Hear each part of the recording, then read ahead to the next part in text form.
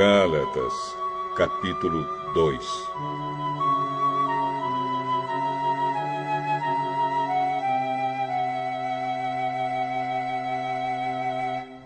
Quatorze anos depois, eu voltei para Jerusalém com Barnabé e levei Tito comigo.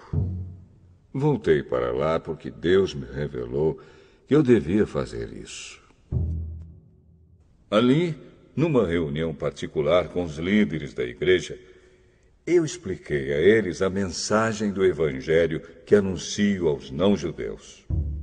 Eu não queria que o trabalho que tinha feito e estava fazendo fosse um trabalho perdido. Tito estava comigo, mas ele não foi obrigado a circuncidar-se, embora ele não seja judeu. Porém, alguns tinham se juntado ao nosso grupo, fazendo de conta que eram irmãos na fé e queriam circuncidá-lo. Eram homens que tinham entrado para o grupo como espiões, a fim de observar a liberdade que temos por estarmos unidos com Cristo Jesus e para nos tornar escravos de novo. Mas em nenhum momento nós cedemos, pois queríamos que vocês tivessem o verdadeiro Evangelho. E aqueles que pareciam ser os líderes da igreja, digo isso porque para mim não importa o que eles eram, pois Deus não julga pela aparência. Aqueles líderes, repito, não me deram nenhuma ideia nova. Pelo contrário, eles viram que Deus me tinha dado a responsabilidade de anunciar o Evangelho aos não-judeus, assim como tinha dado a Pedro a responsabilidade de anunciá-lo aos judeus. Pois pelo poder de Deus fui feito apóstolo para anunciar o Evangelho aos não-judeus, assim como Pedro foi feito apóstolo para anunciar o Evangelho aos judeus. Por isso, Tiago, Pedro e João, que eram considerados os líderes da igreja, reconheceram que Deus me tinha dado essa tarefa especial.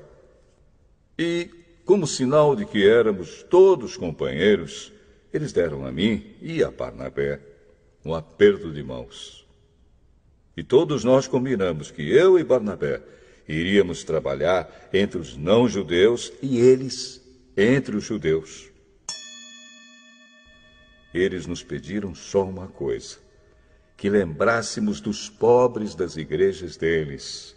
E isso eu sempre tenho procurado fazer. Porém, quando Pedro veio para Antioquia da Síria, eu fiquei contra ele em público, porque ele estava completamente errado.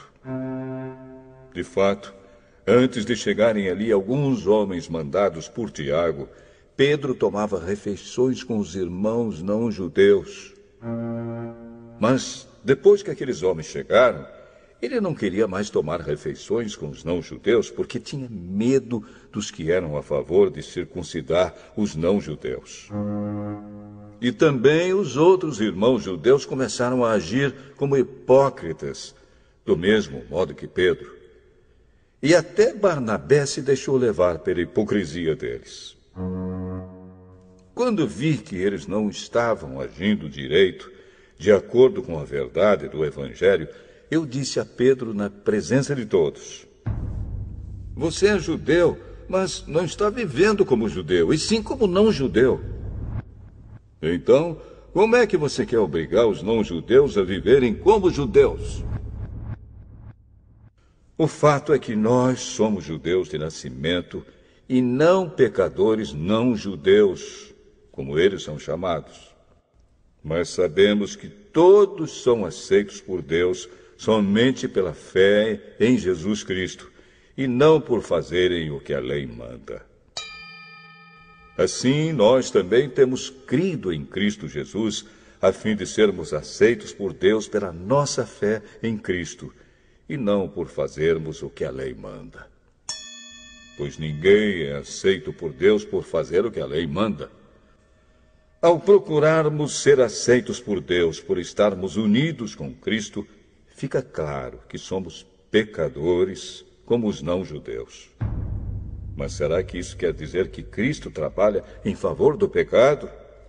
Claro que não. Se eu, depois de ter destruído a lei, começar a construí-la de novo como meio de ser aceito por Deus, aí sim fica claro que eu havia quebrado a lei. Pois, quanto à lei, estou morto. Morto pela própria lei, a fim de viver para Deus. Eu fui morto com Cristo na cruz. Assim já não sou eu quem vive, mas Cristo é quem vive em mim. E esta vida que vivo agora, eu a vivo pela fé no Filho de Deus, que me amou e se deu a si mesmo por mim. Eu me recuso a rejeitar a graça de Deus, pois se é por meio da lei que as pessoas são aceitas por Deus, então a morte de Cristo não adiantou nada.